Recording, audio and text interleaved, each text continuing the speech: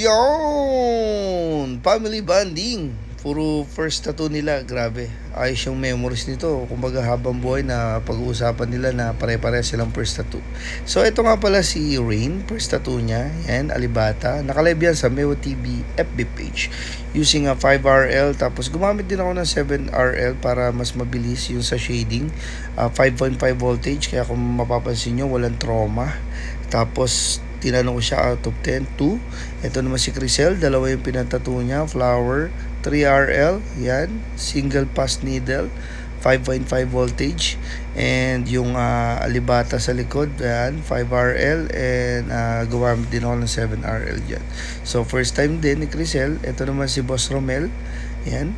So, first time din, half sleeve, may shark na poly, inedit natin, using a Tech Product Philippines. Tignan nyo naman yung stencil, oh. Grabe ba? Dikit na dikit. Yan lang ang di naka-live kasi iba yung kwentuhan namin ni Bossing about family. 4 din kasi yung anak niya. Sabi ko, Bossing, pag ba ganyan, may kanya-kanya din ba silang attitude or kanya-kanyang kumbaga parang tahimik, masayahin, sino malambing? Sabi ni Bossing, oo. Pero kailangan marunong ka kung paano mo sila ipalalaki ng tama. And ito naman si Ken, first tattoo niya rin. Gusto niya yung mga illustration ni Icarus and yung parang more online works with shade using a 3RL all the way. Yan. So sabi ko magtattoo siya kasi magaling din siya mag-drawing. Yan. So grabe. Madaling araw na tayo nakauwi niyan, pero grabe hanggat pa yambon, salo ng salo, bakbak ng bakbak, tira ng tira. So ayun, nakapahinga na tayo.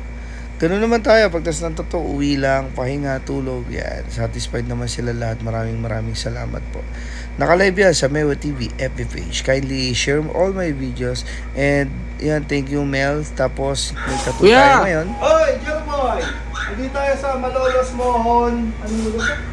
Mensilan, sa Division Matipuno Street. Yan si Boss Mel. Tinatuan natin siya 7 years ago. Nirefer tayo kanila Boss Romel Lugto Santos, anak ni Bossing si Crisel. Saka si Ray. Tapos natutuwa man natin si Ken. Yan.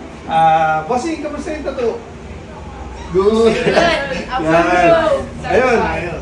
Kahit saan kahapon nasa Tarlac tayo, ngayon nasa Malolos na tomorrow, may schedule tayo sa computer. Be my next client and Meo always on the go 24/7. Of course, maraming salamat po. Don't forget to like and share Meo TV. Yo!